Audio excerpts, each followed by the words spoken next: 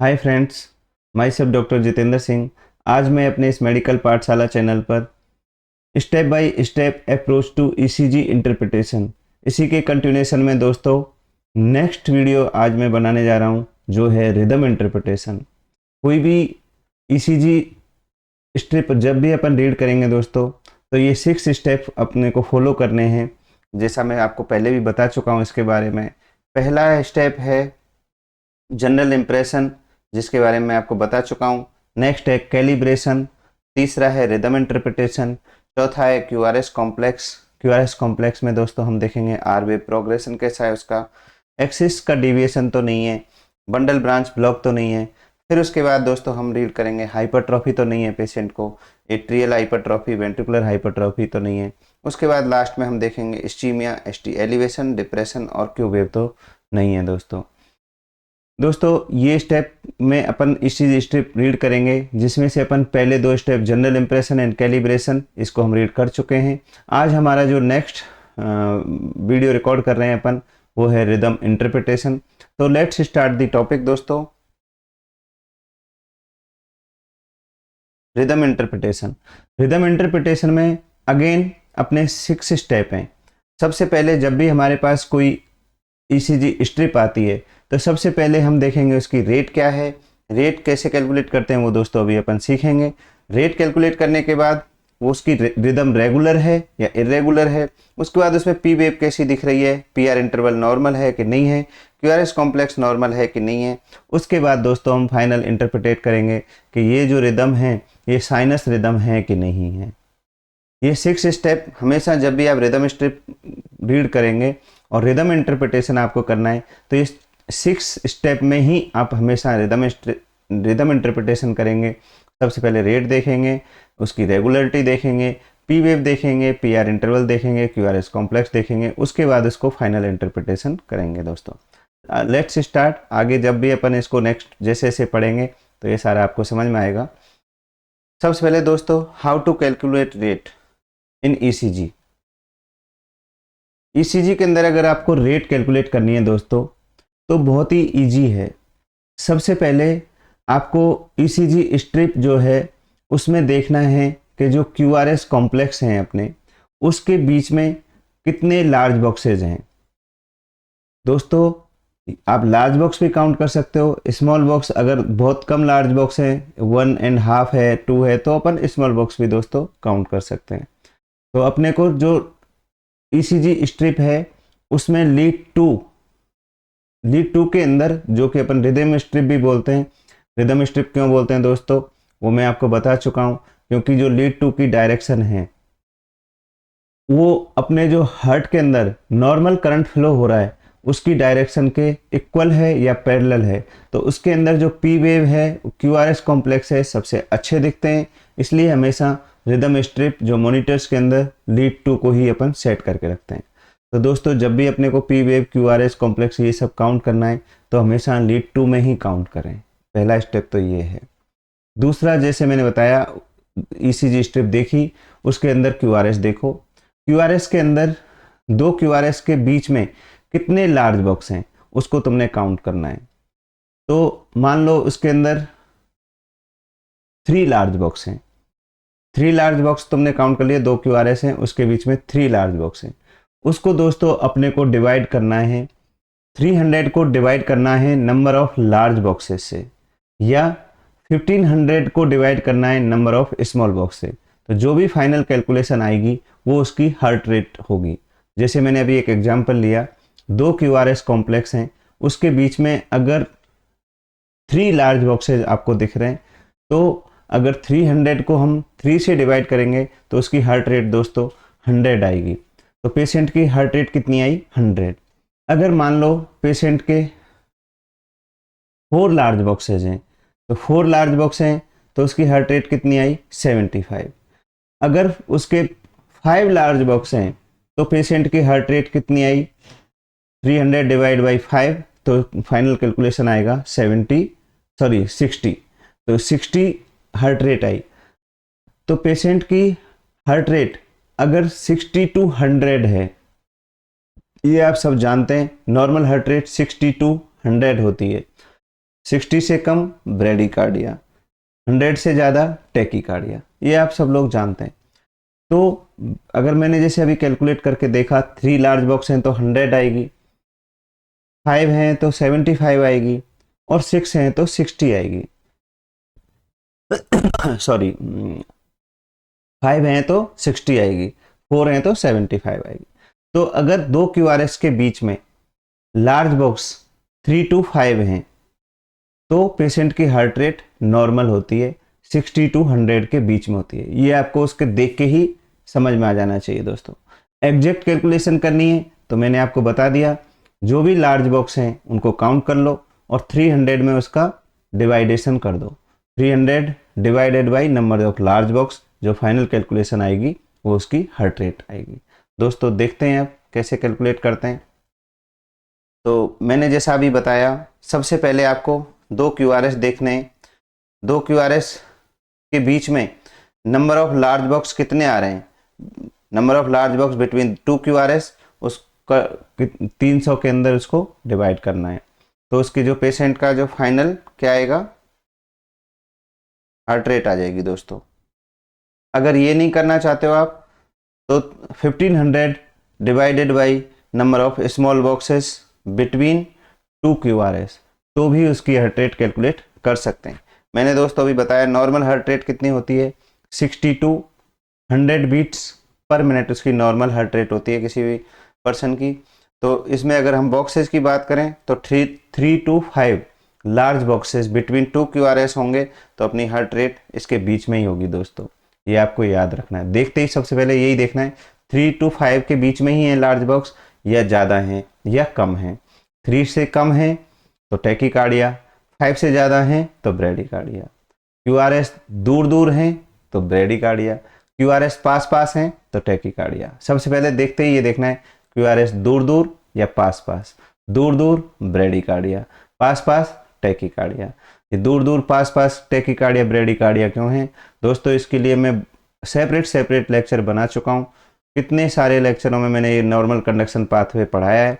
दूर दूर मतलब रेट स्लो, पास पास मतलब रेट फास्ट, फास्ट मतलब टैकीकार्डिया, स्लो मतलब ब्रेडिकार्डिया। ये है, ये मैं आपको ऑलरेडी बता चुका हूँ सारा अभी, फिर भी आप एक बार वापस आप इसको सुनिए। लेस देन 60 अगर हार्ट रेट है तो उसको अपन बोलते हैं ब्रेडिकार्डिया। दोस्तों अगर कोई पर्सन एथलीट्स है, कोई बंदा लीन एंड थिन है और एथलीट्स है वो, और तो उसको नॉर्मल फिजियोलॉजिकल ब्रेडिकार्डिया हो सकता है। अगर कोई पेशेंट है क्रॉनिक हाइपरटेंसिव है, उसको एंटी हाइपरटेंसिव मेडिसिन चल रही है दोस्तों लॉन्ग टाइम से, तो बीटा ब्लॉकर थेरेपी अगर वो ले रहा है तो भी पेशेंट को ब्रेडिकार्डिया हो सकता है। जब भी अपन ECG निकालेंगे तो ये चीज़ अपने माइंड में होना चाहिए कि ये पेशेंट कहीं एंटी हाइपरटेंसिव मेडिसिन, उसमें भी स्पेसिफिकली बीटा ब्लॉकर तो नहीं ले रहा है। दूसरा दोस्तों, अगर किसी पेशेंट की हार्ट रेट बहुत ज़्यादा कम होती है, 25 to 30 हो जाए, तो पेशेंट को हार्ट ब्लॉक है, उसकी ये रिदम साइनस रिदम नहीं होगी। ये हम आगे पढ़ेंगे, बस मैंने ये पॉइंट ब्रेडिकार्डिया के बारे में 2-3 लिखे हैं दोस्तों। नेक्स्ट, अगर 100 से ज़्यादा हार्ट रेट है तो पेशेंट को टैकीकार्डिया बोलते हैं। ये दोस्तों मैं आपको बार बार बता चुका हूँ। हार्ट रेट कैलकुलेशन के लिए कौन सी लीड यूज करते हैं, लीड 2। इवन कोई भी डिस्टेंस या कुछ भी कैलकुलेट करना होता है तो लीड 2 ही यूज करते हैं।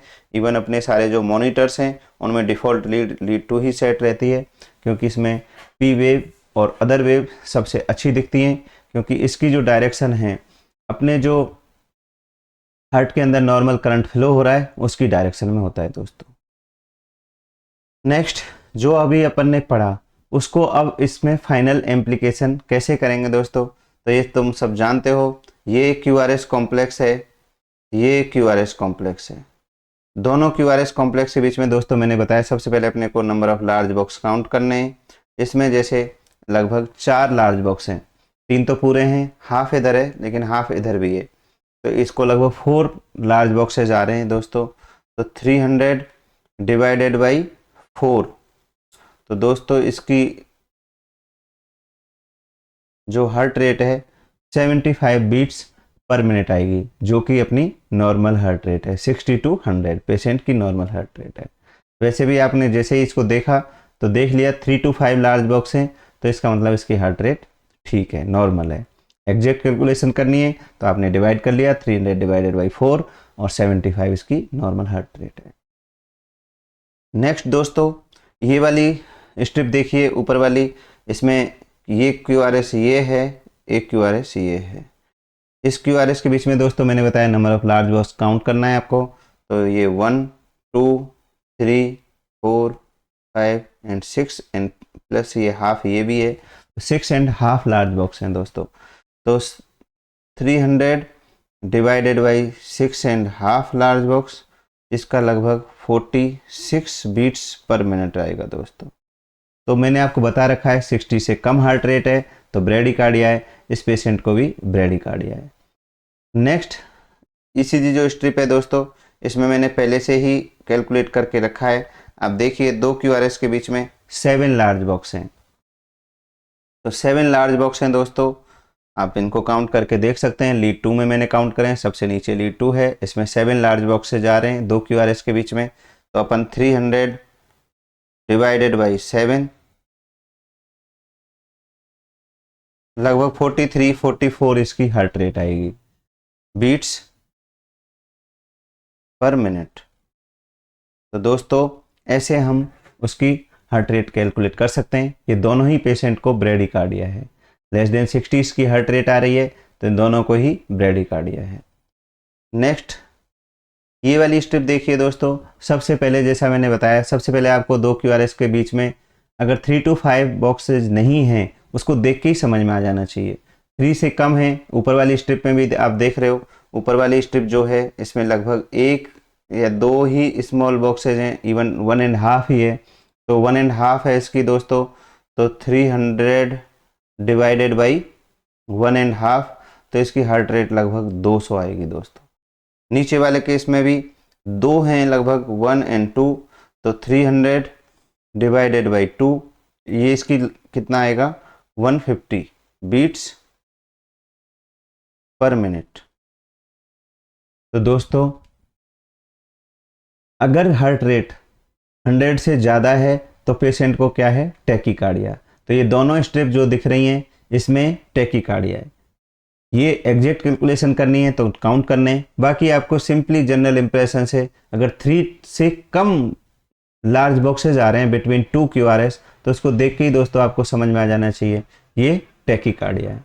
अगर 5 से ज़्यादा आ रहे हैं, 5 से ज़्यादा आ रहे हैं तो ब्रेडिकार्डिया, 3 से कम आ रहे हैं टैकीकार्डिया। तो 3 से कम या 2 ही आ रहे हैं तो 150 की हार्ट रेट होगी, 1.5 आ रहा है, 1.5 आ रहा है तो 200 की हार्ट रेट होगी। अगर किसी पेशेंट को एक ही लार्ज बॉक्स आए तो उसकी हार्ट रेट 300 होगी दोस्तों, तो उसको टैकीकार्डिया है। और इसमें देखो आपने इस वाले डायग्राम में दिख रहा है लीड 2 में अपन कैलकुलेट करते हैं, क्योंकि लीड 2 ही डिफ़ॉल्ट लीड है, इसमें सबसे अच्छी वेव्स दिखती हैं दोस्तों।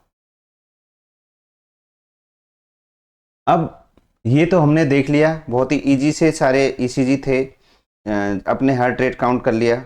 लेकिन दोस्तों अब मैं जो आपको नेक्स्ट स्ट्रिप दिखाने जा रहा हूँ, इसमें आपको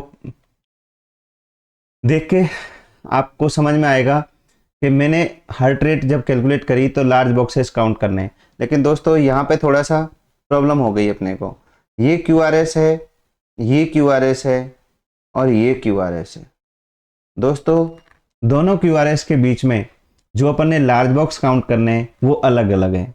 एक QRS के बीच में तो 2 QRS के बीच में तो 4 ही लार्ज बॉक्स हैं, लेकिन जो दूसरे QRS हैं उनके बीच में गैप ज़्यादा है और उसके बीच में 7 लार्ज बॉक्स हैं।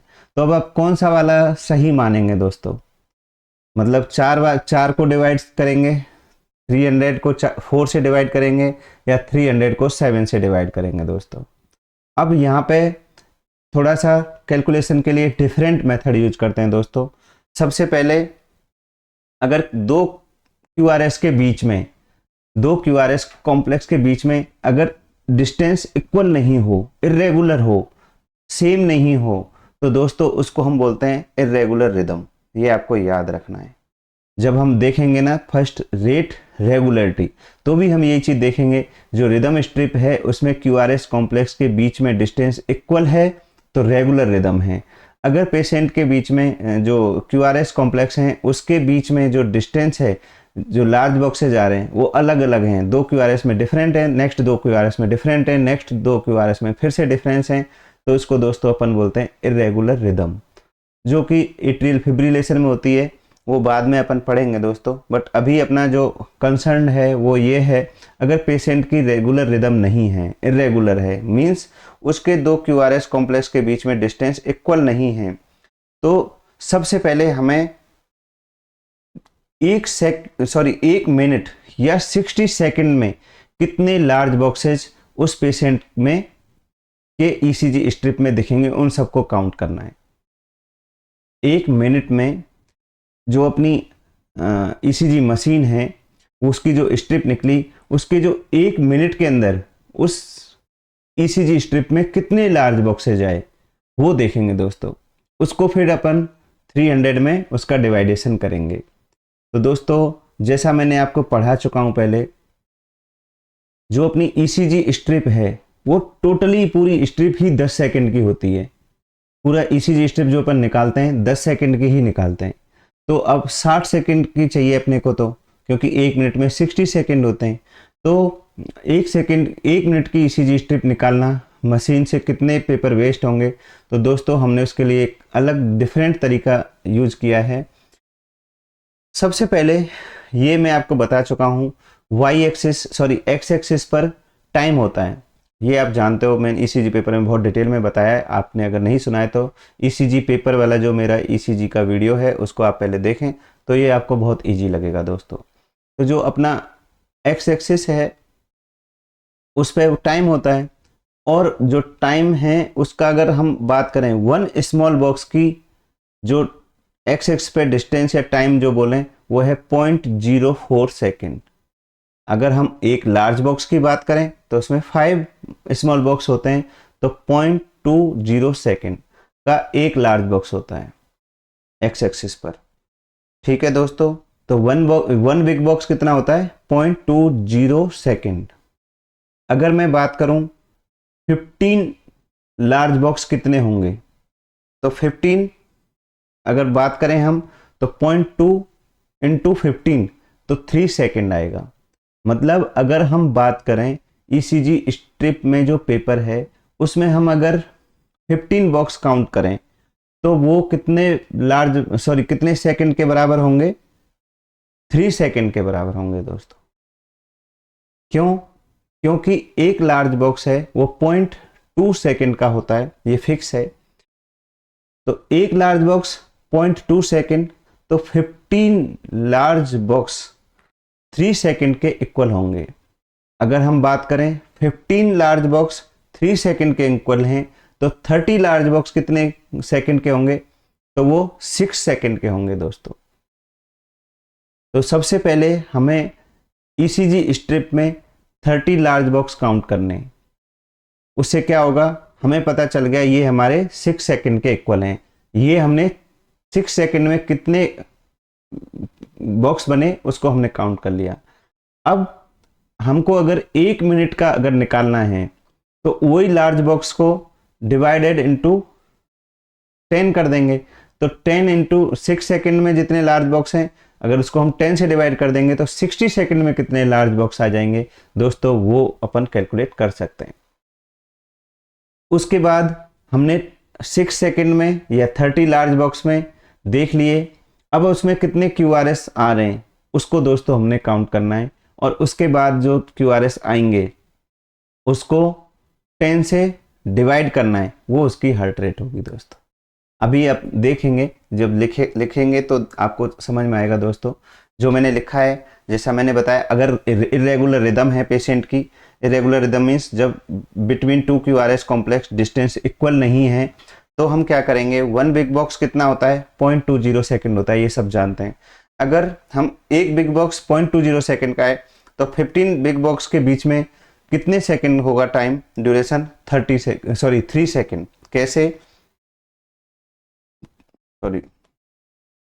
0.2 इंटू 15 करो दोस्तों, तो ये आएगा 3.0, तो 3 सेकेंड आएगा।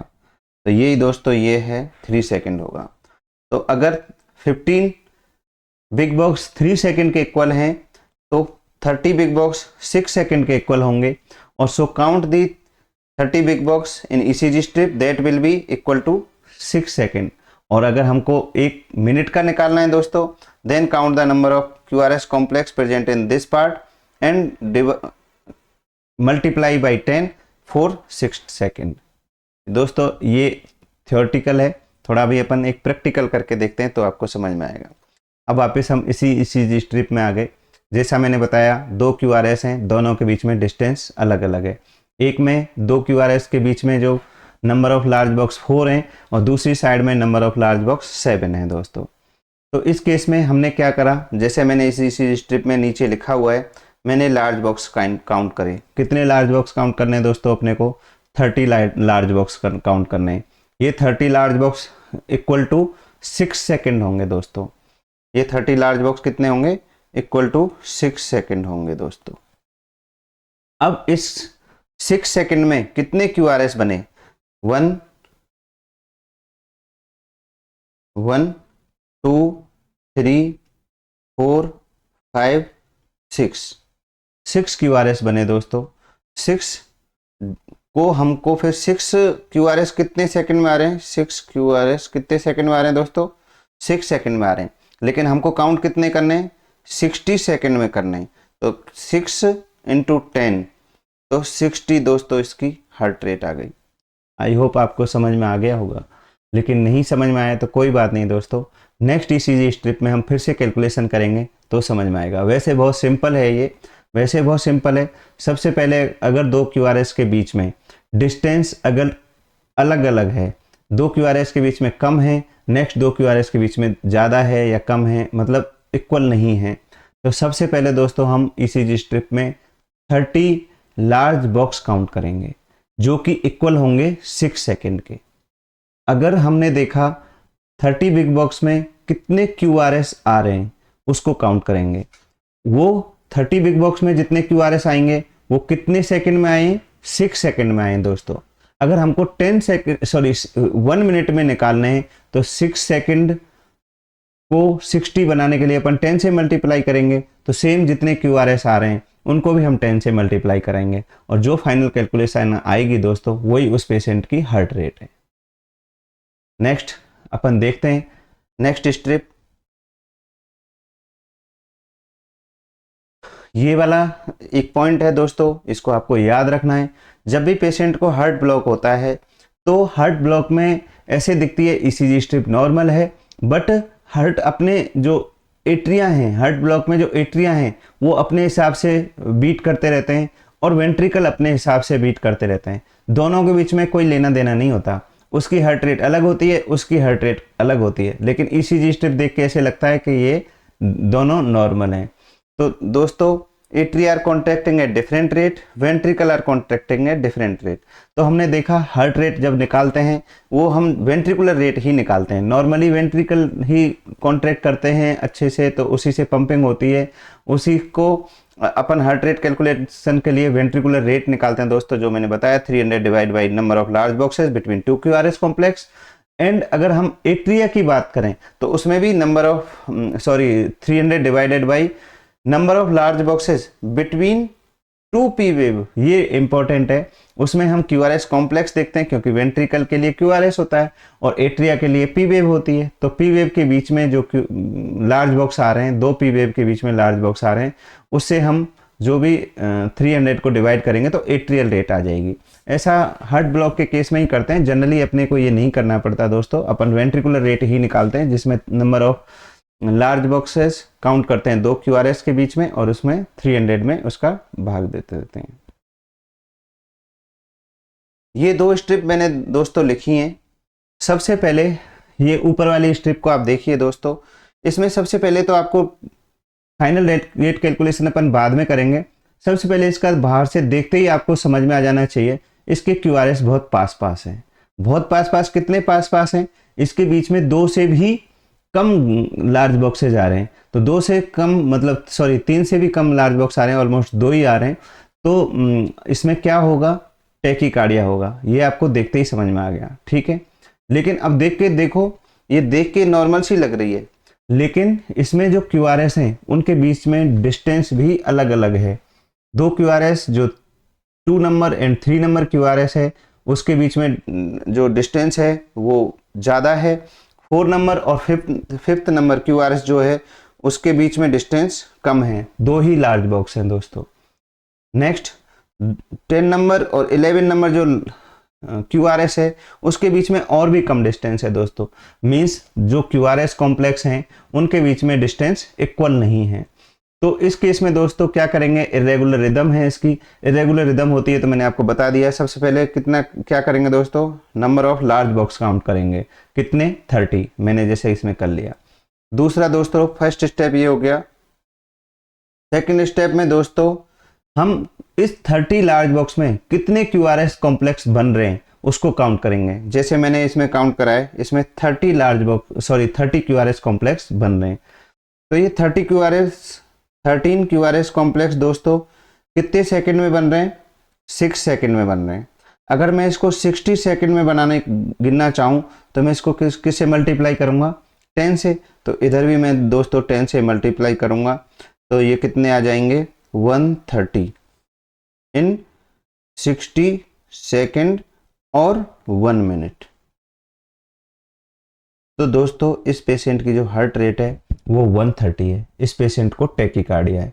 टैकीकार्डिया है वो तो हमने बाहर से ही देख लिया। एग्जैक्ट हार्ट रेट अपन ने कैलकुलेट कैसे करी, इरेगुलर रिदम है इसलिए सबसे पहले हमने दोस्तों इसके 30 लार्ज बॉक्स काउंट करे। 30 लार्ज बॉक्स में कितने इसके QRS कॉम्प्लेक्स आ रहे हैं वो काउंट किया।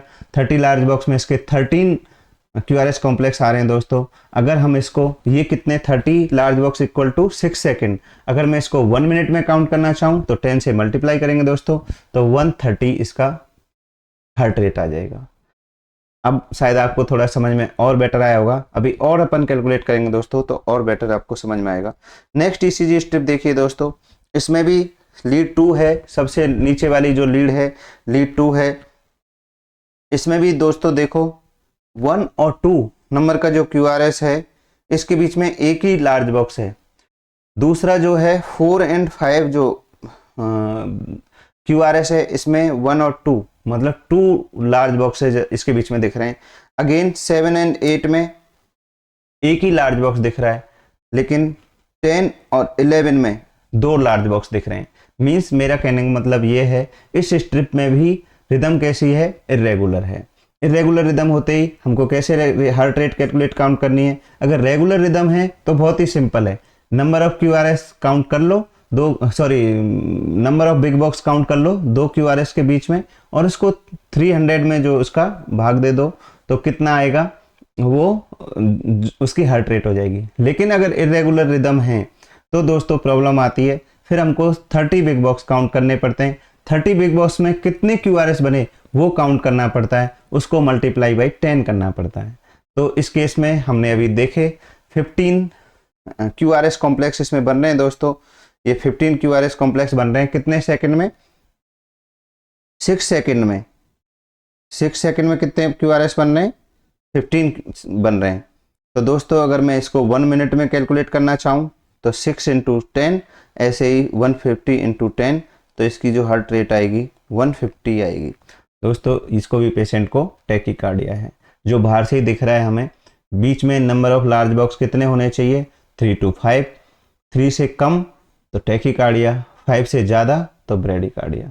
तो सबसे पहले ECG स्ट्रिप देखते ही हमको हैबिट डालनी है, QRS कॉम्प्लेक्स पास पास या दूर दूर। पास पास मतलब टैकीकार्डिया, दूर दूर मतलब ब्रेडिकार्डिया। कितने दूर दूर, 5 लार्ज बॉक्स से ज़्यादा डिस्टेंस तो ब्रेडिकार्डिया, 3 लार्ज बॉक्स से कम डिस्टेंस तो टैकीकार्डिया। ठीक है दोस्तों, अगर इरेगुलर रिदम है तो क्या करेंगे, फिर ऐसे कैलकुलेट नहीं कर सकते हम। उसकी 1 मिनट के अंदर कितने QRS बन रहे हैं वो काउंट करेंगे दोस्तों। वो कैसे काउंट करेंगे, ECG स्ट्रिप जो है पूरा पेपर ही 10 सेकंड का होता है, अपने 60 सेकंड का तो होता नहीं है। तो उसके लिए फिर दोस्तों हम ऐसे कैलकुलेट करेंगे कि जो उसका एक बिग बॉक्स है 0.2 सेकंड का होता है, तो दोस्तों उसके 30 बिग बॉक्स 6 सेकंड के होंगे। 30 बिग बॉक्स 6 सेकंड के होंगे। अगर हमको 1 मिनट का निकालना है तो उसको मल्टीप्लाई बाई 10 करेंगे तो उसके अंदर कितने QRS कॉम्प्लेक्स आ रहे हैं उसको भी मल्टीप्लाई बाई 10 करेंगे तो 1 मिनट में कितने QRS बने, वही उसकी हार्ट रेट होगी। दोस्तों मैं बार बार इस चीज़ को बोल रहा हूँ क्योंकि थोड़ा सा ट्रिकी है, आप बार बार सुनेंगे तो आपको ज़्यादा याद होगा, जल्दी याद होगा। और आप फिर इसकी मेन जो दोस्तों ECG जो है, जैसा मैंने ये कैलकुलेट करी तो ये मेरी प्रैक्टिस है। आप अभी गूगल से खूब सारे ECG स्ट्रिप निकालो, डाउनलोड करो और उसमें केवल आपको कुछ नहीं देखना, आज केवल आपको हार्ट रेट कैसे कैलकुलेट करना है। हर पेशेंट का ECG में सिंपली देखना है कि QRS पास पास है, दूर दूर है, पास पास है तो कितने पास पास हैं, 3 से कम लार्ज बॉक्स तो इनके बीच में गैप नहीं है, अगर 3 से कम है तो टैकीकार्डिया, दूर दूर तो नहीं है, कितने दूर, 5 तक तो नॉर्मल है, 5 से ज़्यादा ब्रेडिकार्डिया। तो ये देखने के बाद एग्जैक्ट हार्ट रेट कैसे कैलकुलेट करते हैं वो मैंने आपको सिखा दिया है। तो आज आप कम से कम 50 ECG स्ट्रिप का हार्ट रेट कैलकुलेट कर लेंगे तो लाइफ में दोबारा हार्ट रेट कैलकुलेट करने की दोस्तों आपको कभी ज़रूरत नहीं पड़ेगी। आप आज इस चीज़ का बार बार प्रैक्टिस करेंगे क्योंकि ECG ऐसे कभी लर्न नहीं कर सकते आप कि मेरा सुन लिया वीडियो, जब तक आप इसको देखने की प्रैक्टिस नहीं करेंगे, जब तक आप इसको खुद से करने की कोशिश नहीं करेंगे दोस्तों, तो 2-3 दिन में ही फिर से इसको भूल जाएंगे। तो लेट्स स्टार्ट अगेन, अपने टॉपिक पे आते हैं दोस्तों। अब जैसे मैंने ये 2 स्ट्रिप डाली हैं, सबसे पहले दोस्तों आप ऊपर वाली स्ट्रिप को देखो। सबसे पहले आप इसको देखते ही जैसा मैंने बताया पास पास या दूर दूर, इस स्ट्रिप में पास पास है या दूर दूर है। दोस्तों इस स्ट्रिप में बहुत पास पास है, कितने पास, इसको कैलकुलेट करो।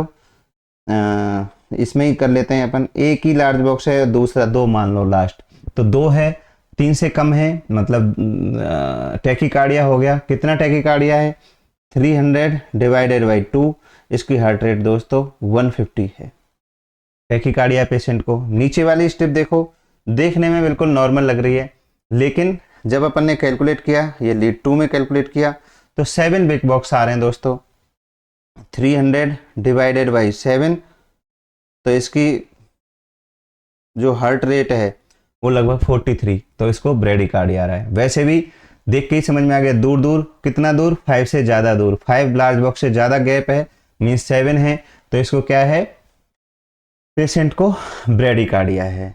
दोस्तों अब मुझे लगता है कि अब आपको समझ में आ गया होगा ये। फिर भी एक ECG स्ट्रिप मैंने दोस्तों और डाला है, इसमें देखो लीड 2 को देखो, 1 और 2 नंबर का जो QRS है, 1 एंड 2 नंबर का जो QRS है 1 और 2, इसके बीच में देखो 3 लार्ज बॉक्स आ रहे हैं, लेकिन 6 नंबर और 7 नंबर का जो QRS है उसके बीच में 6 लार्ज बॉक्स आ रहे हैं दोस्तों। अगर मैंने बताया 2 QRS के बीच में अलग अलग QRS आए तो वो रिदम कैसी होगी, इरेगुलर रिदम है। इरेगुलर रिदम होती है तो अपन हार्ट रेट कैसे कैलकुलेट करते हैं, सबसे पहले 30 लार्ज बिग बॉक्स काउंट करते हैं दोस्तों, जो हमने अभी नीचे कर रखे हैं, 30 लार्ज बिग ये कर लिए अपन ने। उसके बाद इसमें कितने QRS बन रहे हैं दोस्तों उनको काउंट करते हैं, हमने ये भी कर रखे हैं दोस्तों, 1 2 3 4 5 6 7, तो 7 लार्ज बॉक्स आए। ये 7 लार्ज बॉक्स कितने सेकंड में आए दोस्तों, 7 लार्ज बॉक्स कितने सेकंड में आए, 6 सेकंड में आए दोस्तों, क्योंकि 6 second equal to 30 big box. अगर हमको इसको 1 मिनट में करना है तो 6 × 10, तो 7 × 10, तो इसकी हार्ट रेट दोस्तों कितनी आई, 70 बीट्स पर मिनट। तो इसकी हार्ट रेट तो नॉर्मल है, 100 से कम है और 60 से ज़्यादा है, तो नॉर्मल हार्ट रेट है। लेकिन कैलकुलेट कैसे करी दोस्तों, जो अभी मैंने अपना तरीका बताया, क्योंकि इरेगुलर रिदम है तो इस तरह से अपन इसको कैलकुलेट करेंगे।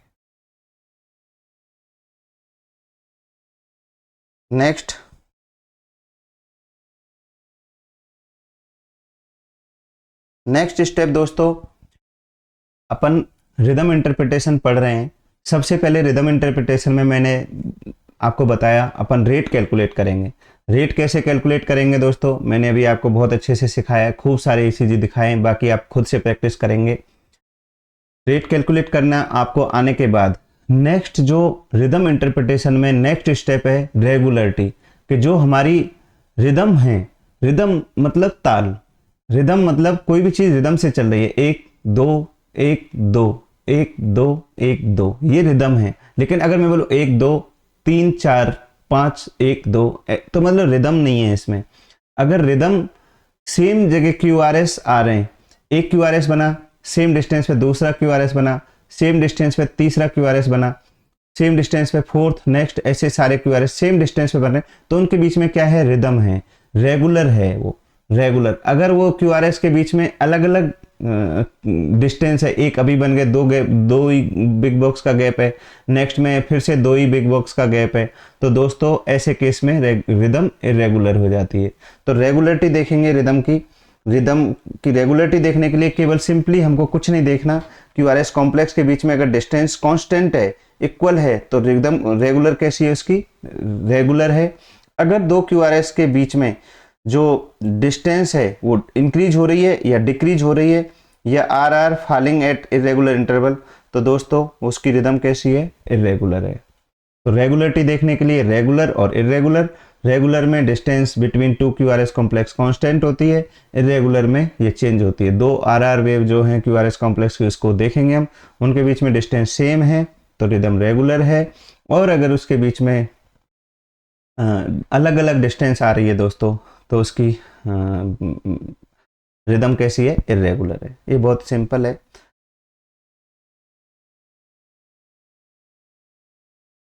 फिर से मैंने दोस्तों ये एक ECG डाला है आपके लिए।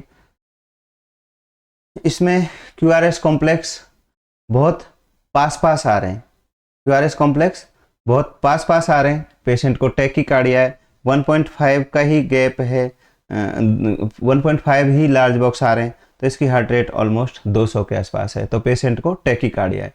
बट इसकी जो रेगुलर है कि इरेगुलर है वो देखो आप, ये रेगुलर है।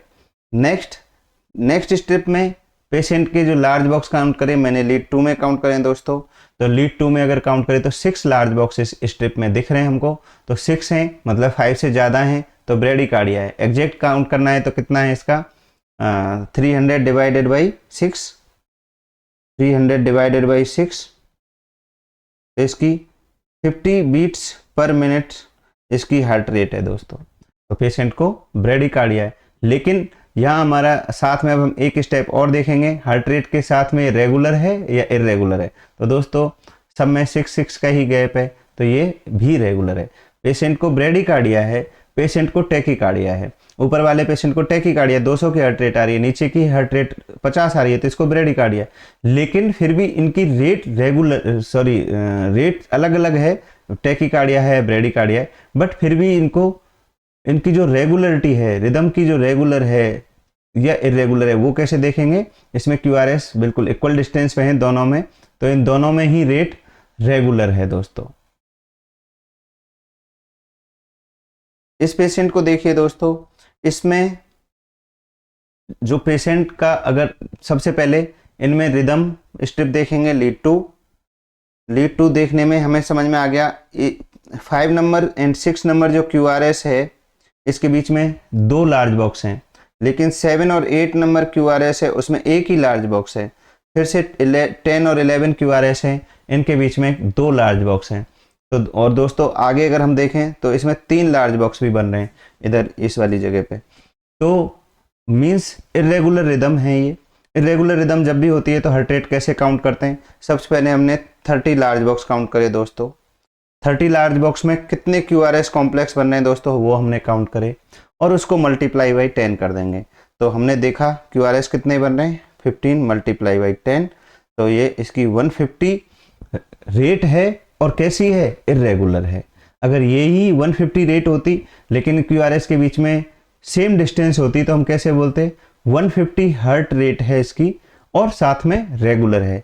लेकिन इस केस में क्या बोलेंगे, 150 हार्ट रेट है, पेशेंट को टैकीकार्डिया है और साथ में इरेगुलर रिदम है। ये आपको ध्यान रखना है दोस्तों।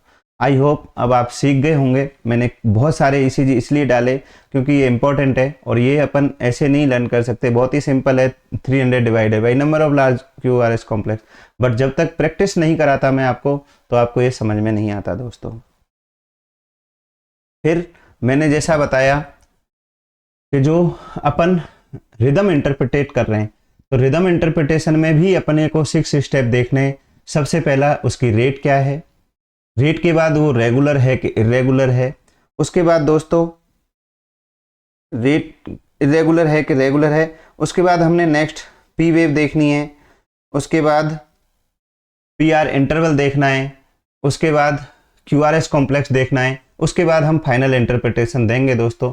ये रिदम इंटरप्रिटेशन के मैंने 6 स्टेप भी आपको बताए हैं। तो रेट अपन ने पढ़ लिया, रेगुलर अपन ने पढ़ लिया, अब थोड़ा थोड़ा P wave, P R interval, Q R S complex, इस पे दोस्तों मैंने सेपरेट वीडियो भी बनाए हैं, P wave, P R interval, Q R S complex. तो दोस्तों मैं आपको फिर से ये आपसे कहूँगा कि आप अगर इनमें मास्टरी हासिल करना चाहते हो, सारे कंसेप्ट को क्लियर करना चाहते हो, तो दोस्तों बहुत शॉर्ट वीडियो हैं ये, आप इनको एक बार देखें, उसके बाद फिर ये वीडियो देखेंगे तो आपको इसमें जो भी मैं लिखा है वो उसमें अलग से मैंने बहुत ही डिटेल में पढ़ाया है। पर अभी अपना टॉपिक को पूरा करने के लिए फिर से ये मैं आपको बताऊंगा दोस्तों। तो let's start. P wave, P wave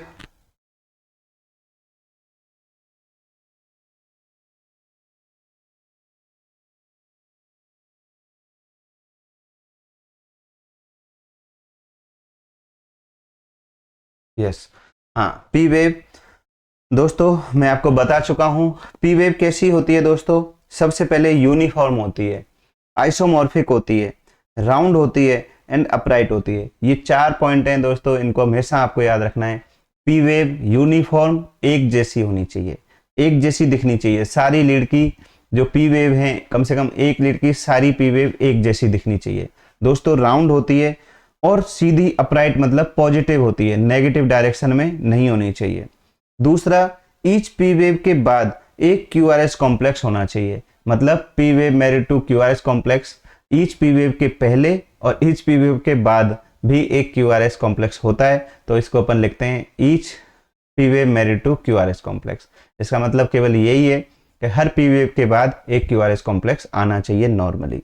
दूसरा दोस्तों, ये बहुत इंपॉर्टेंट है कि जो क्यू आर एस सॉरी जो पी वेव है उसकी जो पी वेव है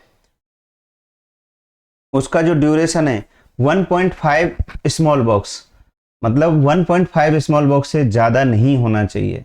और इसकी इवन हाइट भी सॉरी जो पी वेव है उसका जो एक्स एक्सिस पे ड्यूरेशन है 2.5 स्मॉल बॉक्स से ज़्यादा नहीं होना चाहिए, और उसकी हाइट जो है वाई एक्सिस पे वो भी 2.5 स्मॉल बॉक्स ही होती है दोस्तों।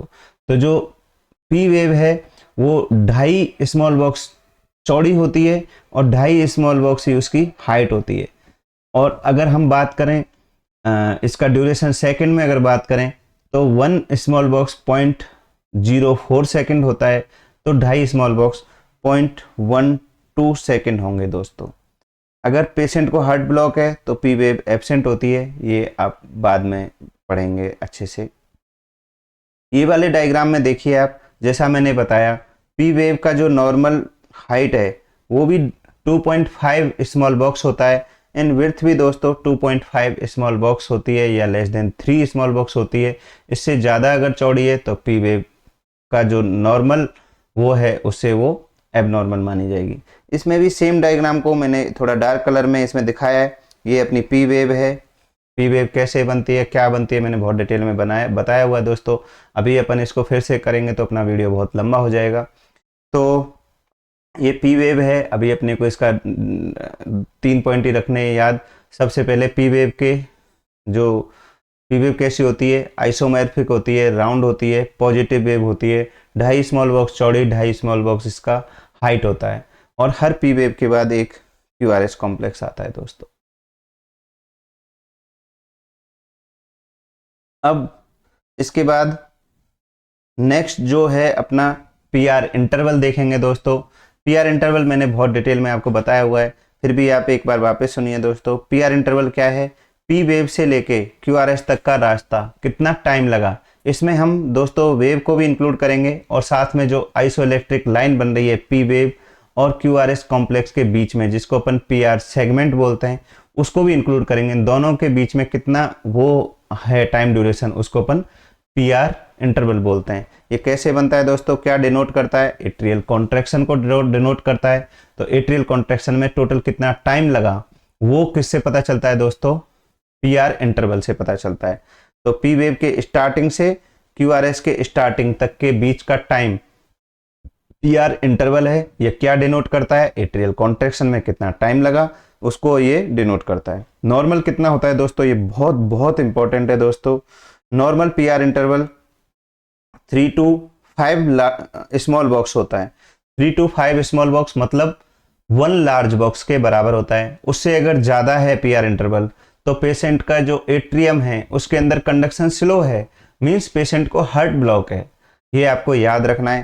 तो इसका नॉर्मल ड्यूरेशन अगर अपन सेकंड में काउंट करें तो 0.12 टू 0.20 सेकंड होता है। मतलब 3 to स्मॉल बॉक्स या 1.12 0.20 सेकंड होता है, ये इसका नॉर्मल है।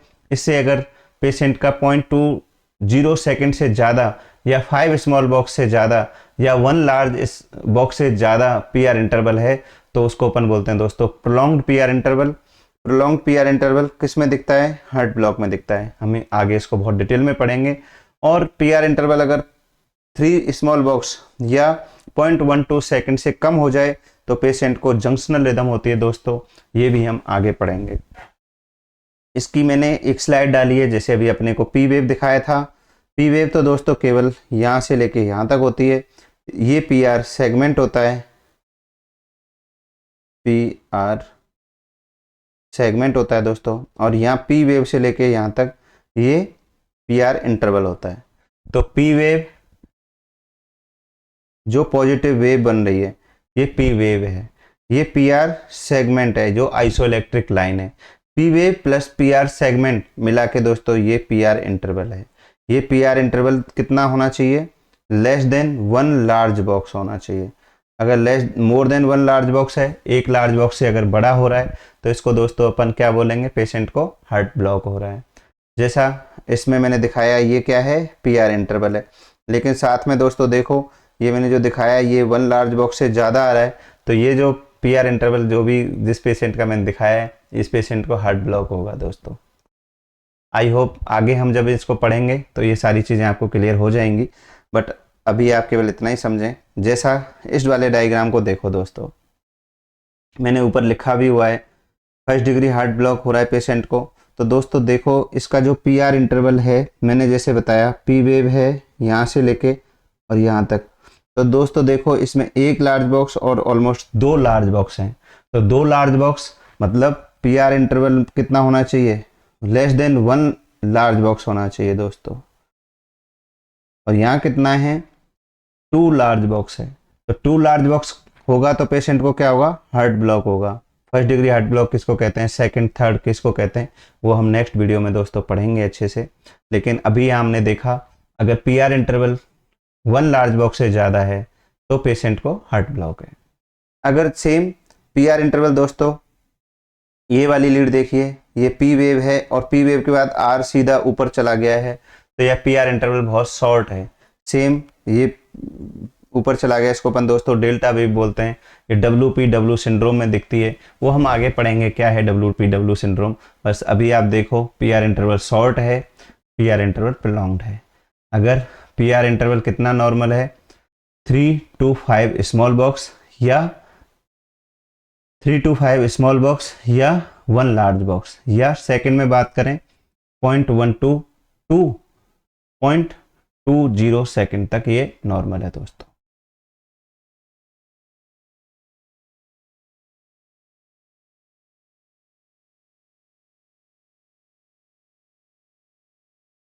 नेक्स्ट दोस्तों उसके बाद हम QRS कॉम्प्लेक्स देखेंगे। QRS कॉम्प्लेक्स के बारे में भी मैं सेपरेट वीडियो बनाया है दोस्तों। अभी केवल यहाँ जो अपने से मिनिमम पॉइंट जो बहुत इंपॉर्टेंट है, जो हमेशा आपको QRS कॉम्प्लेक्स के लिए याद रखने हैं, उन्हीं को मैं यहाँ डिस्क्राइब कर रहा हूँ दोस्तों। QRS कॉम्प्लेक्स में स्टीप एंगल होने चाहिए, शार्प पॉइंट होने चाहिए। और दोस्तों सबसे इम्पॉर्टेंट बात है QRS कॉम्प्लेक्स का जो नॉर्मल विड्थ है, जो उसका एक्स एक्सिस पे चौड़ाई है, वो लेस देन 3 स्मॉल बॉक्स होना चाहिए। अगर मोर देन 3 स्मॉल बॉक्स अगर QRS कॉम्प्लेक्स की चौड़ाई आ रही है दोस्तों, तो उसको हम बोलते हैं कि QRS कॉम्प्लेक्स इसके वाइड हो गए। वाइड QRS कॉम्प्लेक्स अगर है तो वो एबनॉर्मल है। तो नॉर्मल QRS कॉम्प्लेक्स नैरो होना चाहिए। कितना नैरो होना चाहिए, लेस देन 3 स्मॉल बॉक्स होना चाहिए। दूसरा दोस्तों मैंने अभी आपको बता ही दिया, QRS complex should be eight fix distance, उनके बीच में डिस्टेंस इक्वल होनी चाहिए, चाहे भले ही ज़्यादा हो चाहे कम हो, बट एटलीस्ट इक्वल होनी चाहिए। तो उसकी रेट कैसी होती है दोस्तों, रेगुलर होती है। अगर दो क्यूआरएस के बीच में डिस्टेंस डिफरेंट है, फिक्स्ड नहीं है, तो वो इर्रेगुलर रिदम हो जाती है दोस्तों। ये मैं बहुत डिटेल में बता चुका हूँ। अगर क्यूआरएस टॉल है, मतलब मैंने बताया वोल्टेज ज़्यादा है मतलब मसल की हाइपरट्रॉफी है। अगर क्यूआरएस वाइड हो गए तो मतलब वेंट्रिकल के अंदर कंडक्शन स्लो हो रहा है, बंडल ब्रांच ब्लॉक हो रहा है। तो दोस्तों इसको भी थोड़ा सा आपको याद रखना है। अभी क्यूआरएस अगर टॉल है तो वोल्टेज ज़्यादा है, मसल मोटी है, तो वेंट्रिकुलर हाइपरट्रॉफी हो गई है। और वेंट्रिकुलर हाइपरट्रॉफी अगर राइट वेंट्रिकल में हाइपरट्रॉफी है तो दोस्तों राइट साइड की लीड में दिखेगी, जो कि V1 V2 होती हैं।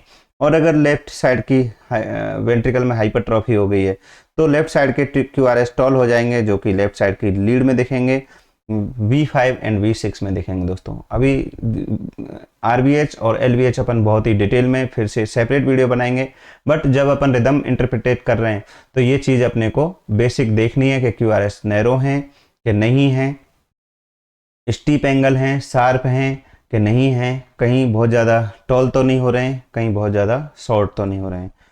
दोस्तों वाइड क्यूआरएस अगर मैंने आपको बताया वाइड क्यूआरएस में वेंट्रिकल में कंडक्शन स्लो होने पर दिखते हैं, बंडल ब्रांच ब्लॉक है तो दिखते हैं, वेंट्रिकुलर रिदम में दिखते हैं।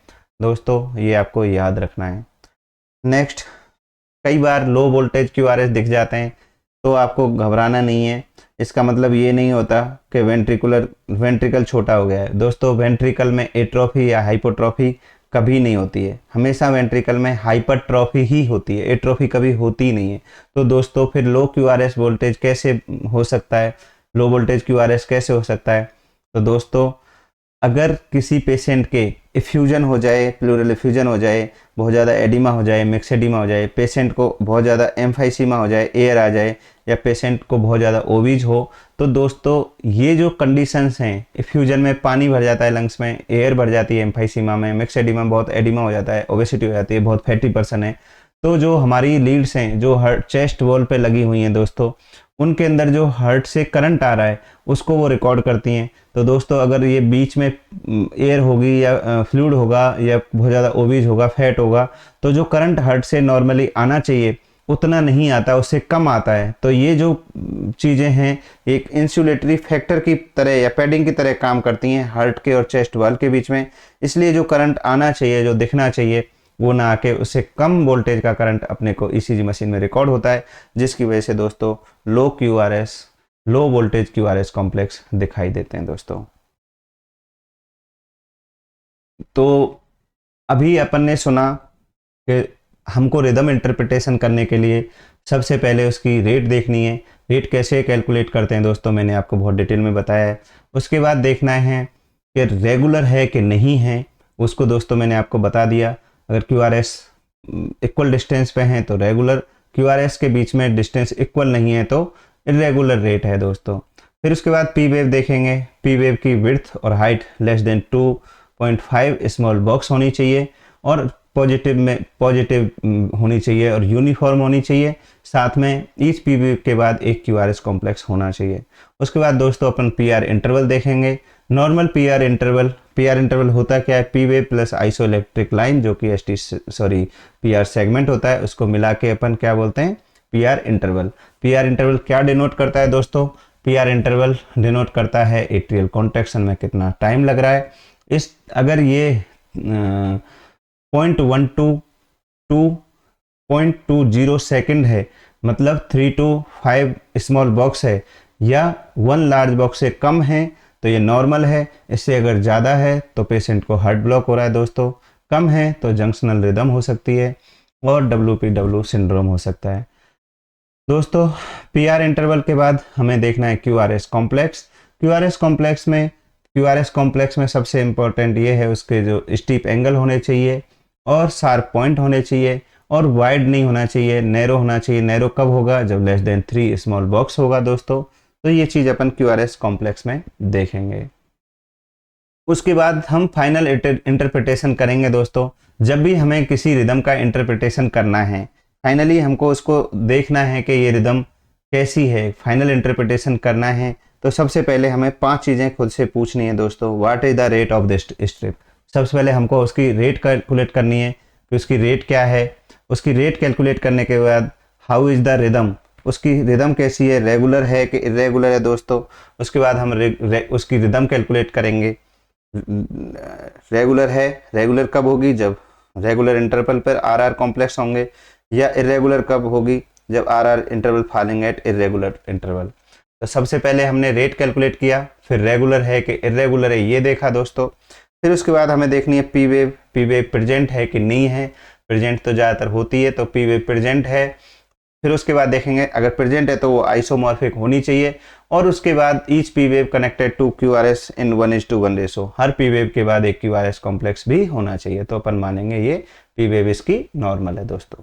उसके बाद PR इंटरवल देखेंगे, वो नॉर्मल ड्यूरेशन होना चाहिए। कितना होना चाहिए मैंने आपको बता रखा है, 0.12 टू 0.20 सेकेंड, या 3 to 5 स्मॉल बॉक्स, या 1 लार्ज बॉक्स से कम होना चाहिए दोस्तों। तो हम मानेंगे कि ये इसका PR इंटरवल नॉर्मल है। फिर उसके बाद दोस्तों हम देखेंगे नॉर्मल QRS ड्यूरेशन है कि नहीं है। अगर 0.12 सेकेंड है, नैरो है, लेस देन 3 स्मॉल बॉक्स है, तो हम बोलेंगे इसका QRS कॉम्प्लेक्स नॉर्मल है दोस्तों। ये पांचों चीज़ अगर नॉर्मल हैं, जो मैंने अभी बताया 5 चीज़ें, rate, regular, P wave, PR interval and QRS complex, ये सारा देखने के बाद अगर ये सारा नॉर्मल है तो हम बोलेंगे पेशेंट की रिदम कैसी है, साइनस रिदम है। साइनस रिदम का मतलब क्या है कि उसकी जो रिदम है ऐसे नोड से निकल रही है, और पूरा जो उसका नॉर्मल कंडक्शन पाथवे है ऐसे नोड टू AB नोड से बंडल ऑफ हिज से बंडल ब्रांच, और बंडल ब्रांच में right bundle branch, left bundle branch, then Purkinje fibres. ये नॉर्मल जो उसका कंडक्शन पाथवे है उसको फॉलो कर रही है दोस्तों। तो इस तरह से हम उसका रिदम इंटरप्रिटेशन करेंगे दोस्तों। ये बहुत इजी है, बट ये आपने लेक्चर फर्स्ट टाइम सुना है तो ये थोड़ा सा बड़ा भी बना होगा वीडियो, और कैसे इसको कैलकुलेट करते हैं ये सीखना सब थोड़ा सा डिफ़िकल्ट है, लेकिन एक बार आपको हैबिट हो जाएगी तो जैसे ही आपके पास ECG स्ट्रिप आई, सबसे पहले ये देखना है QRS पास पास, दूर दूर, पास पास तो कितने पास पास, दूर दूर तो कितने दूर दूर। अगर पास पास 3 से ज़्यादा 3 से कम लार्ज बॉक्स अगर है तो पेशेंट को टैकीकार्डिया, 5 से ज़्यादा लार्ज बॉक्स है 2 QRS के बीच में तो पेशेंट को ब्रेडिकार्डिया। फिर उसके बाद देखेंगे कि QRS का जो डिस्टेंस है सारे में बराबर है तो रेट रेगुलर, अगर सारे में दूर दूर है तो इरेगुलर। उसके बाद हम नेक्स्ट पी वेव देखेंगे। पी वेव में कुछ सिंपल है, 2.5 स्मॉल बॉक्स से हाइट ज़्यादा नहीं होनी चाहिए, 2.5 स्मॉल बॉक्स से उसकी विड्थ ज़्यादा नहीं होनी चाहिए, पॉजिटिव होनी चाहिए। उसके बाद दोस्तों हम और सारी पी वेव आइसोमॉर्फिक या एक जैसी होनी चाहिए। PR इंटरवल देखेंगे दोस्तों। PR इंटरवल में P wave plus PR segment दोनों को मिला के यह कितना एट्रियल कॉन्ट्रैक्शन में टाइम लगता है उसको डिनोट करता है। ये less than 3 to 5 small box, या 0.12 to 0.20 सेकेंड का होना चाहिए, या लेस देन 1 लार्ज बॉक्स होना चाहिए। वो मतलब मोर देन 1 लार्ज बॉक्स हो रहा है तो पेशेंट को हार्ट ब्लॉक हो रहा है। पेशेंट को मोर देन अगर 0.12 सेकेंड हो रहा है तो पेशेंट को जंक्शनल रिदम हो रही है, तो PR interval short, junctional rhythm, PR interval prolonged मतलब हार्ट ब्लॉक। उसके बाद QRS कॉम्प्लेक्स देखेंगे दोस्तों। QRS कॉम्प्लेक्स में नैरो होना चाहिए, लेस देन 3 स्मॉल बॉक्स होना चाहिए। अगर वाइड है तो वो सही नहीं है, वो नॉर्मल नहीं है। अगर ये सारी चीज़ें अगर किसी स्ट्रिप में दिख रही हैं तो हम लिखेंगे पेशेंट की साइनस रिदम है। आप जब भी ECG स्ट्रिप देखते हो तो कॉर्नर में लिखा रहता है नॉर्मल ECG साइनस रिदम। तो साइनस रिदम का मतलब ये सारे पॉइंट फुलफिल होंगे तो ही अपन उसको साइनस रिदम बोलेंगे दोस्तों। थैंक यू, मिलते हैं नेक्स्ट वीडियो में।